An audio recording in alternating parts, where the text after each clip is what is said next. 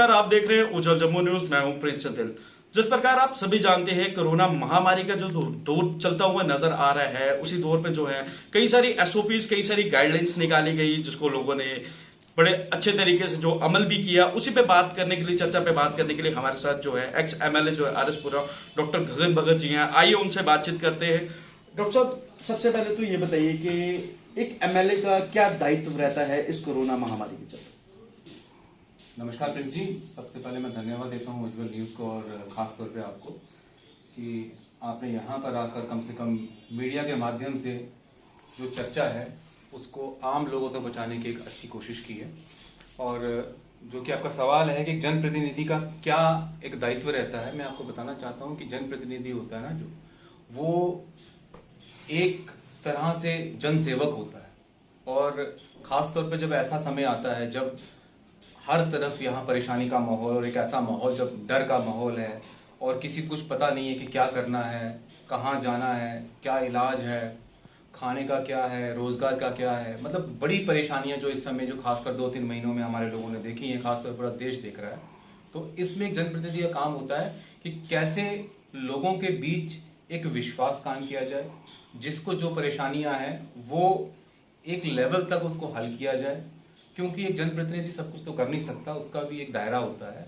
और कम से कम ये है कि अपने इलाके में लोगों का वो पूरा सहयोग करे और जितनी कोशिश हो सके उन लोगों में एक ऐसा संयम बना के रखे, और ताकि उसके इलाके के लोग जो हैं कम से कम ये कह सके कि जो हमारा जनप्रतिनिधि जिसको हमने वोट दिया है, अपना नुमाइंदा जिसको चुना है, वो हमारे ऐसे मुश्किल मौके पे काम आया।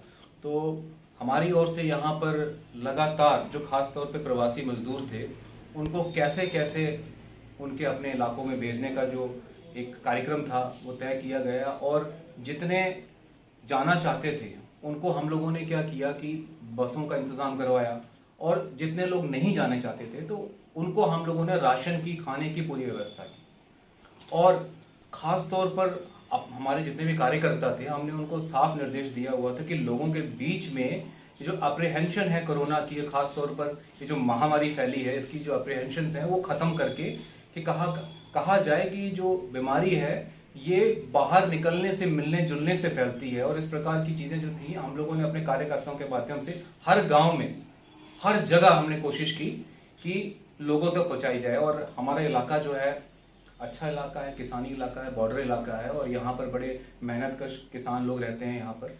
और खास तौर पर जितने भी हमारे कार्यकर्ता थे वो लोगों के बीच में गए, और जो बीमार लोग थे उनसे कहा गया कि अस्पतालों तक ना जाकर हम जितने भी स्वास्थ्य कर्मचारी और खास तौर पर जितने चिकित्सक हैं, डॉक्टर्स हैं, पैरामेडिक्स हैं, हमने उनके गांव भेजी। कितनी दवाइयां थी, कितने, मैंने खुद जाके इतने कैंप्स लगाए यहाँ पर, गांव गांव जाके हमने कैंप्स लगाए।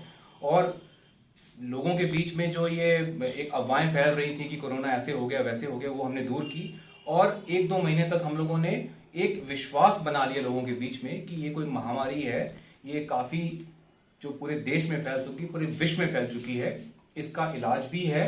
और इलाज ये है कि अंदर रह के, किसी से ना मिलके, मास्क पहन के और हाथ धोकर, और खास तौर पर जितने भी एक तरह से गाइडलाइन जो सेंट्रल गवर्नमेंट ने समय समय पर जारी की है, जो स्टेट एडमिनिस्ट्रेशन ने समय समय पर जारी की है, हमने कहा कि उस चीज का पालन करके ही हम इस बीमारी से बच सकते हैं और इसका इलाज हो सकता है। यही इसका परहेज है, वही इसका इलाज। डॉक्टर साहब, बात करते हैं भारतीय जनता पार्टी की।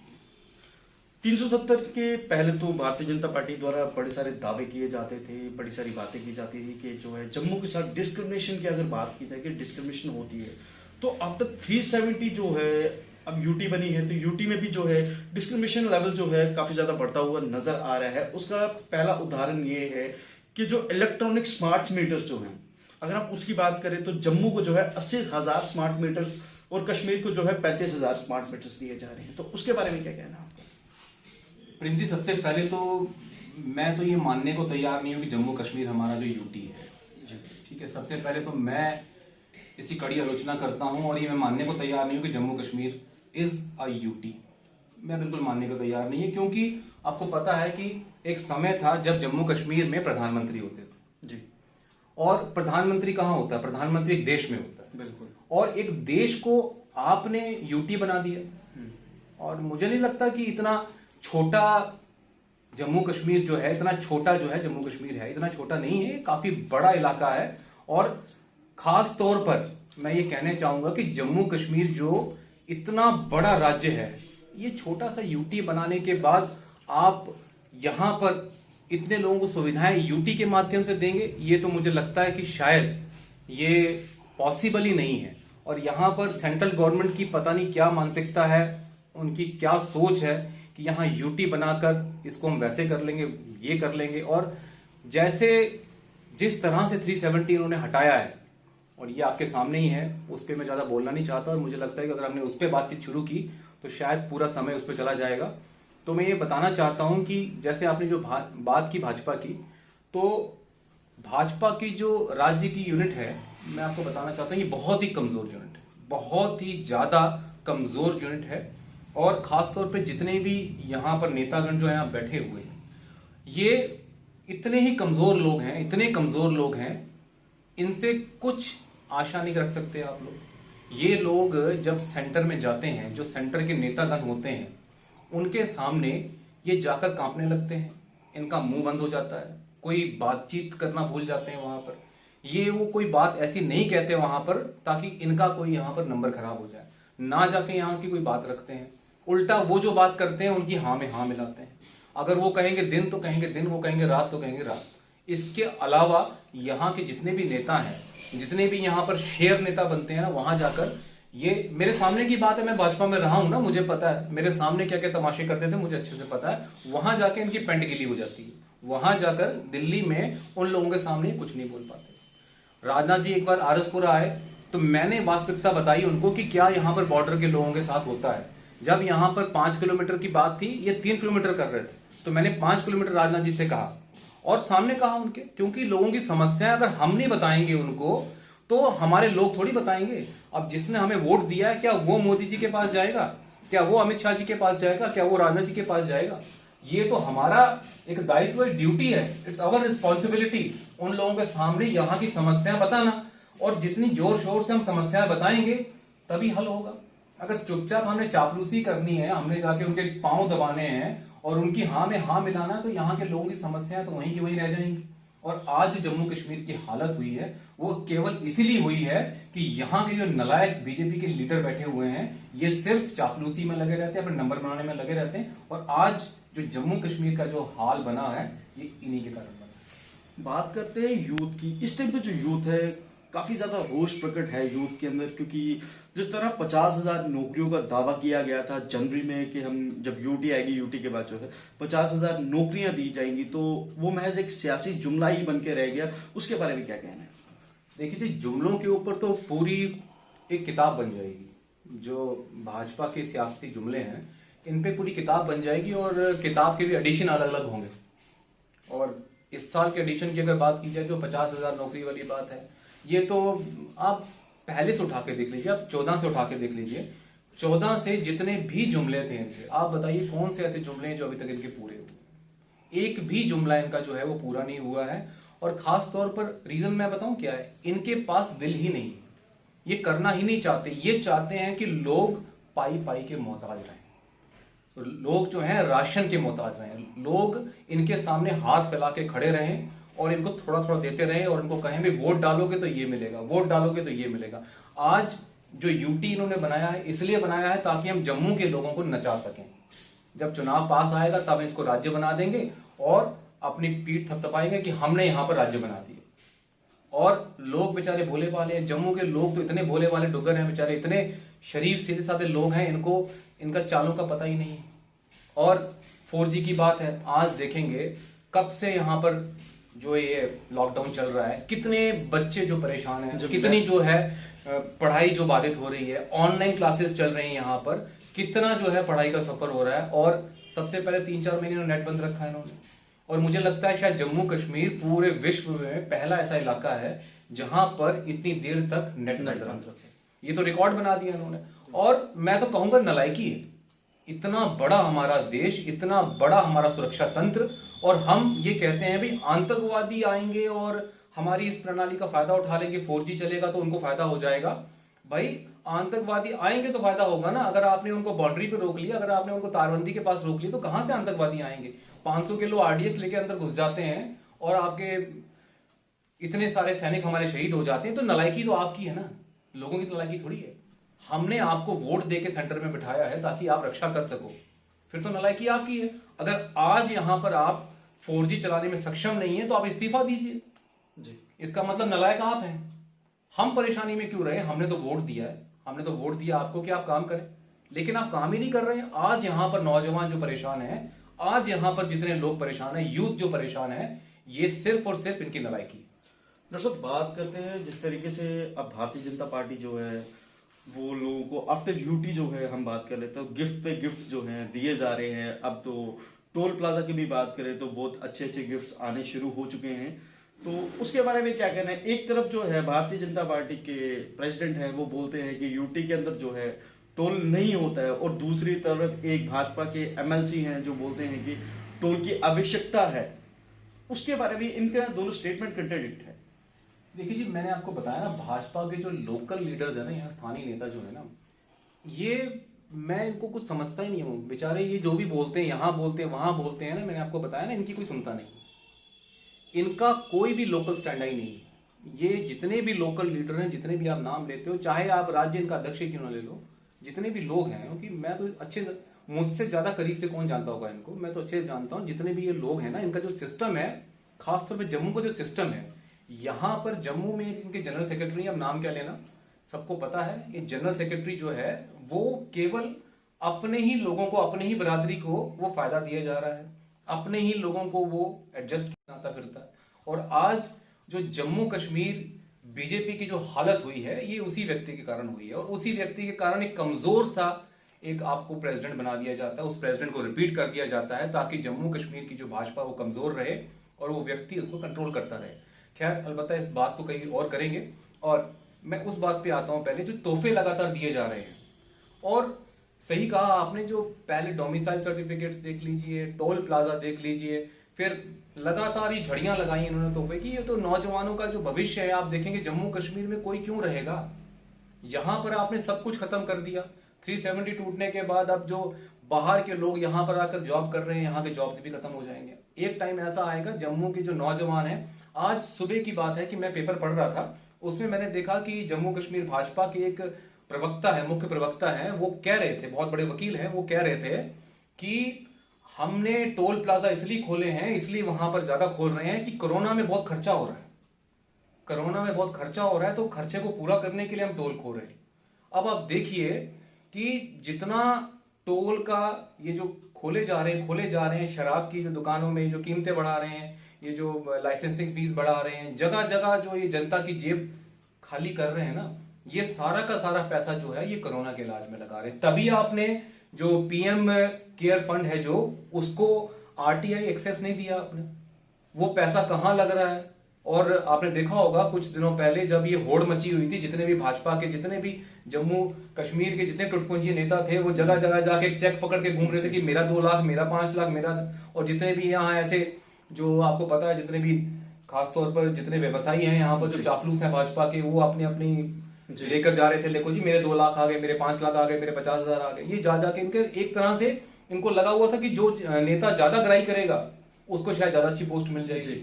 इन्होंने इतने पैसे इकट्ठे कर कर पीएम केयर फंड में दिए, तो आप मुझे इतना बताइए पीएम केयर फंड गया कहां?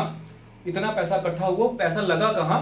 आज आप देखें जाकर, क्वारंटाइन सेंटर बनाए हैं, इन क्वारंटाइन सेंटर्स में क्या सुविधाएं हैं? यहाँ पर खाना देखा आपने, दाल देखी आपने, जैसे आपने, बुरा हाल है यहाँ पर, इतना बुरा हाल है वहां पर। 3rd क्लास यहाँ पर खाना है, 3rd क्लास यहाँ पर फैसिलिटीज है, और आप देखेंगे ये राज चल रहा है, ब्यूरोक्रेसी है, और ब्यूरोक्रेसी, वही मैं आपसे बात करता हूँ। आज जो एक आम जनता है वो कहाँ पर जाए, आप मुझे बताइए। अगर किसी को कोई काम है तो वो कहाँ ढूंढने जाएगा? गवर्नमेंट एडवाइजर को। तो इसीलिए जो ब्यूरोक्रेसी होती है, लोगों का सबसे ज़्यादा मुश्किल समय यहाँ पर होता है। और आज यहाँ पर देखेंगे जितने भी कोरोना के लिए एफर्ट्स यहाँ पर हो रहे हैं, वो बिल्कुल नाकाबिल है, यहाँ पर तो बिल्कुल ही नाकाफी हैं। और यहाँ पर लोगों को सबसे ज़्यादा परेशानी, तो मैं कहूँगा कि जम्मू कश्मीर में बहुत ज़्यादा परेशानियाँ हो रही हैं। और ट्रीटमेंट से लेकर, टेस्टिंग से लेकर, आप देखेंगे ना, टेस्ट जो होते हैं डिले हो रहे हैं। जब टेस्ट कोई करने जाता है उसको पता नहीं लगता कहाँ जाना है, किधर जाना है। कई बार तो रिपोर्ट्स जो होती हैं इंटरमिंगल हो जाती हैं, कई रिपोर्ट्स गड़बड़ आ रही हैं। कई चीजें होती हैं, आप उस व्यक्ति से पूछिए कि जब वो जाता है उसको टेस्ट के लिए जाता है, कोरोना टेस्ट के लिए जाता है, कितनी समस्याएं उसको लेनी पड़ती है। और साहब कह रहे हैं कि हम सारा पैसा जो है कोरोना ट्रीटमेंट में लगा रहे हैं। क्या ट्रीटमेंट, यहाँ पर सैनिटाइजर और मास्क तक नहीं है इनके पास, पीपी किट्स इनके पास नहीं है, डॉक्टर रोते रहते हैं यहाँ पर, डॉक्टरों को खुद कोरोना हो रहा है यहाँ पर, इतनी घटिया फैसिलिटीज हैं। और पीएम केयर का पैसा प्लस जो यहाँ पर जो फंड और होता है वो सारा पैसा जा कहाँ रहा है। कम से कम हम लोग इतना तो पूछ सकते हैं एज अ ऑपोजिशन पार्टीज, हम लोग लोगों के लिए कम से कम इतना तो पूछ सकते हैं पैसा कहाँ लग रहा है। ये पीएम केयर का पैसा, और खासतौर पे लोगों की सैलरी है, हमारे जो एम्प्लॉइज हैं इनकी 2 दिन की सैलरी इन्होंने काटी है, इनके फंड्स हैं जो काट रहे हैं। आने वाले टाइम में कितने फंड्स इन्होंने काटे हैं, कितनी और जगह से इन्होंने पैसे लिए हुए हैं, कितनी और जगह से इन्होंने फंड जो डिडक्ट करके कोरोना के लिए लगाए हुए हैं। तो हम भी जानना चाहते हैं ये पैसे लग कहाँ रहे हैं, वो सुविधाएं मिल कौन सी रही है यहाँ पर, कौन सा इनका हॉस्पिटल है ऐसा कि जहां पर इतना पैसा लग गया, इतना इलाज हुआ। ये एक बकायदा बुलेटिन निकालिए, एक बकायदा डेली बुलेटिन निकालिए कि इतना पैसा लगा, इतना ट्रीटमेंट हुई, इतना सारा कुछ हुआ। लेकिन मुझे लगता है कि यहाँ पर ऐसा कुछ करेंगे नहीं ये लोग, क्योंकि यहाँ पर ब्यूरोक्रेसी है। यहाँ पर आप देखेंगे जो ये राज चल रहा है, ये जो राज है, सरकारी राज चल रहा है, ये अफसर राज चल रहा है, अफसरशाही चल रही है यहाँ पर, और जनता सबसे ज्यादा है लूजिंग एंड पे। डॉक्टर साहब, कहीं ना कहीं ये मान लिया जाए कि जो केयर्स की अगर बात कर रहे हैं तो ये भारतीय जनता पार्टी का ये अपना केयर्स है, कहीं ना कहीं आने वाले इलेक्शंस की तैयारी तो नहीं हो रही? देखिए, आज अमित शाह जी बिहार में रैली कर रहे हैं। आप देखिए, इनको कोई चिंता नहीं है कि देश में क्या हो रहा है, इनको मतलब है सिर्फ अपने काम से। आपने देखा होगा जब दिसंबर में चाइना के वुहान में कोरोना फैल रहा था जी, आप देखेंगे ये कोरोना आया कहां से, कोरोना कहां से आया, थ्रू जितने भी लोग बाहर से आए इन्फेक्ट हुए, वो यहाँ पर उन्होंने इन्फेक्ट किया। तो ये जो बाहर से लोग कैसे आए, या तो जहाज से आए या तो पानी वाले जहाज से आए, और तो कोई रास्ता नहीं था यहाँ आने का। और इंटरनेशनल एयरपोर्ट्स कितने हमारे इंडिया में, 22, और इंटरनेशनल जो हमारे बंदरगाह कितने, ज्यादा 5 या 6 होंगे। कुल मिला के हम कहा जाए 30 के आसपास ऐसे सोर्सेज हैं। आप बताइए 30 एयरपोर्ट या 30 ऐसे स्थान ज्यादा आसान थे बंद करना, या पूरा देश बंद करना आसान था? अगर इन्होंने सही टाइम पर, जनवरी के महीने में सही टाइम पर वो जो इंटरनेशनल एयरपोर्ट थे उनको सही तरीके से बंद किया होता, और वहां से जो लोग आ रहे होते उनको प्रॉपर तरीके से क्वारंटीन किया होता, तो आज पूरे देश को इतनी समस्या का सामना नहीं करना पड़ता। लेकिन ये उनकी मजबूरी थी, क्योंकि इनके फूफा जी थे जो ट्रंप जी, वो आ रहे थे यहाँ पर, और ट्रंप जी ने पूरे हिंदुस्तान में चक्कर लगाना था। तो ये मध्य प्रदेश में सरकार बनाने में व्यस्त थे, ये एमएलए खरीदने में व्यस्त थे, ये ट्रंप जी को इंडिया घुमाने में व्यस्त थे, ये अपने अपने काम करने में व्यस्त थे। तो भाजपा जो थी, इसको देश की कोई परवाह नहीं। आप देख सकते हैं इनको, they have nothing to do with the country और पीपल ऑफ इंडिया। ये कुछ नहीं इनको मतलब है सत्ता से, और बस। करप्शन तो मैं मानता हूं कांग्रेस ने भी की, बिल्कुल की थी, तभी जनता ने उनको साइड निकाला। लेकिन वो करप्शन उन्होंने की 70 साल में, और भाजपा ने वही करप्शन 7 साल में कर दी। और वही नहीं कहूंगा मैं, तो 10 गुना ज्यादा करप्शन करती। आज आप देखेंगे यहां पर जितने भी स्थानीय नेता थे, यहां पर मेरे को बोलने की शायद जरूरत नहीं पड़नी चाहिए, जनता सब जानती है। आजकल का नौजवान जो है सोशल मीडिया के माध्यम से सबको पता है कि कौन सा ऐसा नेता था, कौन सा ऐसा मंत्री था जम्मू का, जिसने अपने बच्चे के लिए, अपने बेटा या बेटी के लिए एक स्पेशल सीट निकाली और उसकी नौकरी वहां पर लगवाई। ये सब जम्मू वाले जानते हैं, और मुझे लगता है जम्मू वाले आने वाले समय पर इनको पूरा जवाब देंगे। और भाजपा के जितने भी यहां पर मंत्री हैं, सब ने अपना अपना काम किया, सब ने अपना ही काम किया, अपने ही लोगों को एडजस्ट किया, और कोई काम नहीं किया। पीडीपी वालों ने फिर थोड़ा काम किया था, लेकिन जो जम्मू के जो भाजपा के नेता थे वो सिर्फ ट्रांसफर पॉलिसी में व्यस्त थे। उन्होंने ट्रांसफर से पैसे खाए, अपनी कोठियां बनवाई। आप देखेंगे जाकर जितने बड़े बड़े मंत्री हैं, इनकी कोठियां देखिए जाकर, आप देखेंगे जाकर इनकी प्रॉपर्टीज देखें जाकर, कितनी ज्यादा प्रॉपर्टीज हैं, कितने ज्यादा पैसे। और 3 साल में इतना कमा लिया इन लोगों ने। यही तो मैं कह रहा हूं कि इन्होंने 3 साल में हद करप्शन मचाई। और सबसे जरूरी बात जो मैं आपको कहना चाहता हूं आपके चैनल के माध्यम से, इसकी पूरी इन्वेस्टिगेशन होनी चाहिए। और जम्मू के लोग चुप होकर क्यों बैठ गए मुझे नहीं लगता। जो J&K बैंक है, आपने देखा होगा अभी यहाँ रिक्रूटमेंट जो हुई थी वो उन्होंने रोक दी। लेकिन मैं ये बताना चाहता हूं, जो J&K बैंक में कुछ अपॉइंटमेंट हुई थी, जिस अपॉइंटमेंट में बैकडोर एंट्रीज हुई थी, मैं आपको खुद कहता हूं बीजेपी के लोगों ने, मंत्रियों ने, मैं साफ तौर पे कहना चाहता हूं और पूरी जवाबदेही से कहना चाहता हूं कि वहां पर अगर आज इसकी इंक्वायरी होगी तो मैं आपको बता रहा हूं कि वहां जो लोग लगे हुए हैं वो पैसे देके लगे हैं, और बीजेपी के जो मंत्री थे इन लोगों ने पैसे खाकर वहां पर लगाए। अगर इंक्वायरी होगी, अगर वहां पर प्रॉपर तरीके से इंक्वायरी होगी, J&K बैंक में जो लगे थे उस समय पर, जो जम्मू कश्मीर में भाजपा और पीडीपी की जो गठबंधन सरकार थी उस समय में JK बैंक में जो लोग लगे थे, जो बैंक में एम्प्लॉयमेंट हुई थी उस समय, जिनमें कोई रिक्रूटमेंट प्रोसेस का कोई फॉलो नहीं किया गया, वहां पर जो बीजेपी के नेताओं के और मंत्रियों के माध्यम से लगे थे, आज आप उनके ऊपर क्वेश्चन सवाल उठाओ कैसे रिक्रूटमेंट हुई है, तो आप देखिएगा वो खुद रोड पर आके बोलेंगे हाँ हमने पैसे दिए। डॉक्टर साहब, बात करते हैं आफ्टर 370 की, अगर हम बात करते हैं तो अभी थोड़े दिनों पहले एक प्रवासी मजदूरों द्वारा एक 14 साल के लड़के का जो हत्या कर दी जाती है, रहस्यमय हादसे में उसकी हत्या कर दी जाती है, कहीं ना कहीं ये पहली दस्तक तो नहीं नजर आती कि आफ्टर 370 जो है क्राइम को एनकरेज करने की। श्योर, बिल्कुल 100%। आप देखेंगे जैसे 370 हटेगी तो यहाँ पर बाहर के लोग जैसे जैसे, और देखिए एक बात बताना चाहूंगा, कश्मीर में कोई नहीं जाएगा, बंदूक के आगे कोई नहीं जाएगा। जितना भी इन्फिल्ट्रेशन होगी बाहर के लोगों की, प्रवासी लोगों की, वो आपके जम्मू में होने वाली है। हमारा बिजनेस जाएगा, हमारा धंधा जाएगा, हमारे लोग परेशान होंगे, हमारे लोग, उनका व्यवसाय जाएगा, उनका डिवाइड होगा, उनका व्यवसाय जो डिवाइड होगा उनके हिस्से का शेयर जाएगा।